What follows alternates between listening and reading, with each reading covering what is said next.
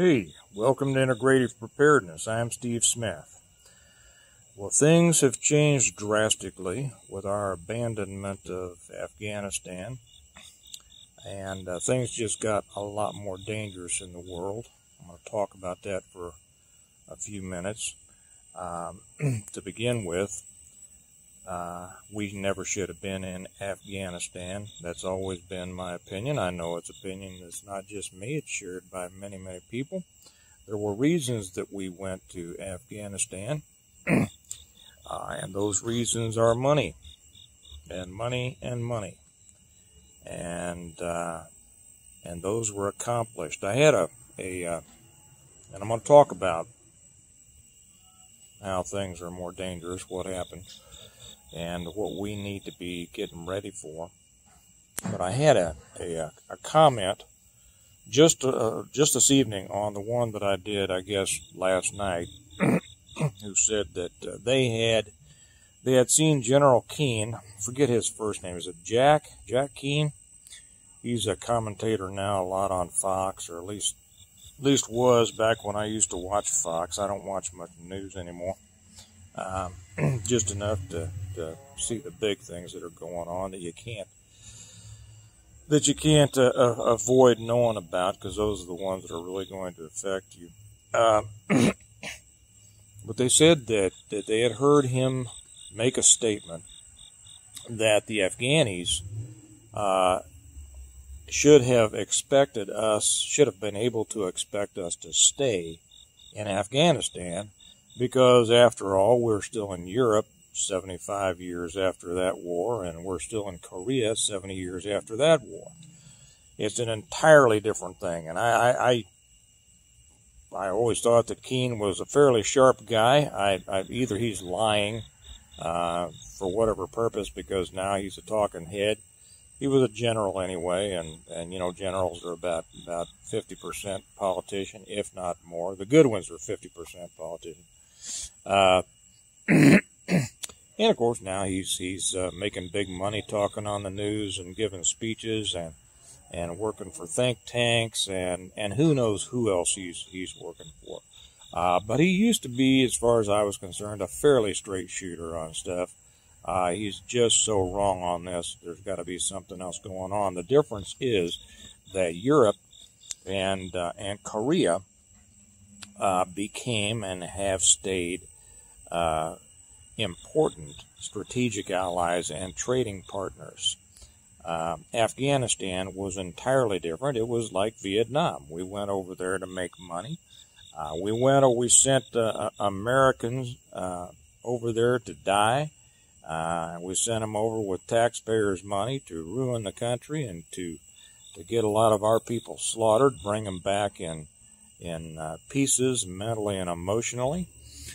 We sent them off with songs of patriotism, and you know, young men, we go for that sometimes, and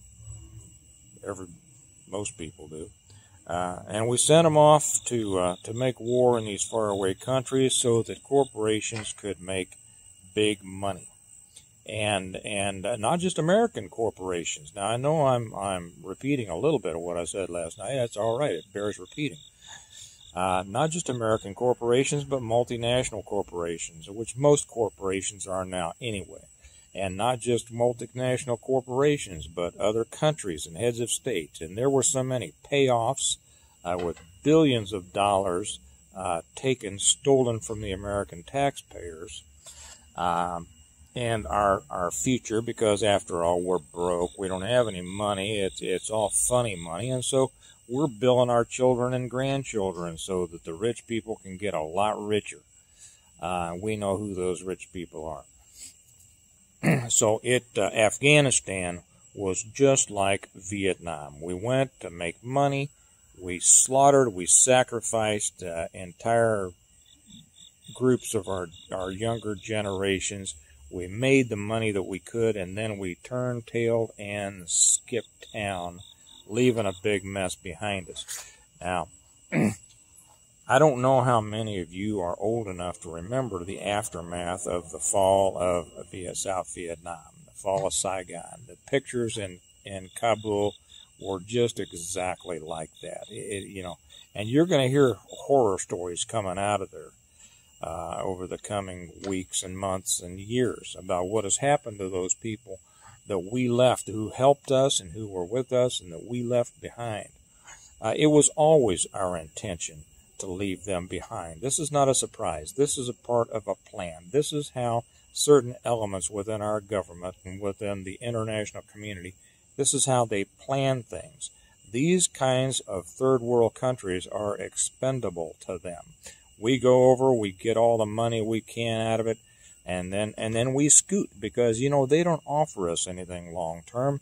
They're not going to be big trading partners. They're not going to be strategic allies because they have no strength of their own. They have no discipline of their own. They have nothing that we didn't try to cram down their throats, and it didn't stay down their throats after we left. They're not a place that we ever should have been.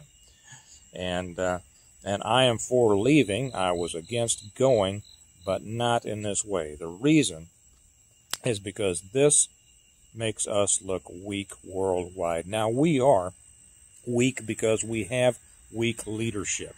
Okay, back around Vietnam, you will remember back then we had gone through some national turmoil after Nixon, and then Ford came in. America was on the ropes. It was on because of the national morale and national morals had been slaughtered. We were not a proud nation. And when we pulled out of South Vietnam, we went over there to save the people from communism, to save the world from communism, because the domino effect, right? The domino effect of South Vietnam would fall, and then Cambodia would fall, and then Laos would fall, and then America would fall, because naturally they were going to get on rafts and come over here and conquer us, right? The Chinese and the Soviets, and they were all behind in different ways. And so we had to go over and fight that war over there, and many people believed it was all a lie. We had to go to Afghanistan because, after all, they came and attacked us, and they took out our towers. Well, of course, it wasn't them. And I was almost said we all know exactly what happened. A lot of people don't know what happened and still won't accept it. The minute I saw those towers come down, I knew exactly what had happened and who had done it. And many of you do too. And I knew it was an excuse to go to war. We didn't go to war against the people who did it, did we? No, we went to war against a whole lot of other people. Doesn't matter, because they just needed a place to go and make money, and also create the tension in our own country, to create problems. And they have had the desired effect. So now, just after we pulled out of Vietnam and Jimmy Carter came in, the weakest president we've ever had in my lifetime until Slow Joe, at least Obama was effective in what he was trying to do. He did exactly what he wanted to do. It was anti-American, but, he got it done. This mental midget we got leading us now, and his virtual assistant, they're weak and incompetent, and everybody knows it. Okay, the most dangerous thing to be in the world after the fall of Vietnam was an American. Everybody knew America was weak. Everybody knew that America abandoned its friends. Everybody knew that America wouldn't stand and fight. This has nothing to do with the American people or the American military.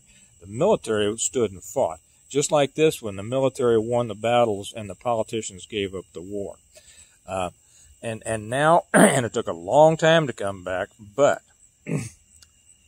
going through the humiliation of that and the weakness of Jimmy Carter, during whose time in office the world beat us up one side and down the other, beat us to death. And that brought us Ronald Reagan. Maybe I'll tell stories about that, but I want to keep going with this. We're going to go through the same thing. This has shown weakness a weak America to the entire world. You think we've had problems up till now? They're nothing to compare to what we're going to see now. We've got open borders. They're bringing people in to invade us. We know that. They've tried to cripple and destroy our economy, and have succeeded to a great extent. You all know what I'm talking about. All these things that are just trying to keep us down and turn our country into a prison. Okay. Well, now we're going to have more trouble worldwide. You know who's going to fill that vacuum over there that after we've left? China and Russia. They're going to be seen as strong in the world, and America once again is going to be seen as weak. That is dangerous for our country. That's dangerous for our people. That's dangerous for our people abroad, dangerous for our people here, dangerous for our economy, such as it is, which is already wrecked. And it makes everything a lot harder. We were in a hole 2 days ago, but now we are in a hole that we can't see out of. Now, there is, don't know how to say this, there are some real dark days coming. Prepare like you've never prepared before would be my advice. But then I'm also going to say this, that this puts us in a position that's better than we've been in a long time. Those of us who want to return America and who still think that we can fight politically and get a lot of it back, and maybe tomorrow I'll get to that one I was going to shoot about America as a house on fire. This puts those of us who are starting to fight back, and have been, in a lot better position. If you've seen the resistance, if you've seen the pushback that I said some time ago, I thought we were going to see it, and we are seeing it. We're seeing it across the country. We're seeing it on school boards, on city councils, on county commissions, on state legislatures, with state governors, and we're seeing some with U.S. representatives, and not many senators, just a couple. That's not where our fight is not on the national level. Our fight has to be on the local and the state level, because that's where we're going to be able to get something done. But this has put us in a lot better position for that. And in a way, this thing that is going to, these dark days that are coming up on us, and they're going to be bad, are going to help us, I think, a great deal in the long term. And I'm going to leave it there because I have to go do something. But I'm going to talk about that tomorrow night. This is going to be bad. Watch what happens to America, to our reputation in the world after this debacle and the show of such unbelievable weakness on the part of our leaders. But you know what? I think it's going to serve us well in the long term. And I'll talk about that tomorrow. Anyway, you all remember that we prepare well today in order to live well tomorrow, and prepare well times 10 now, because we're going to need it. Okay, I'll talk to you tomorrow. Bye-bye.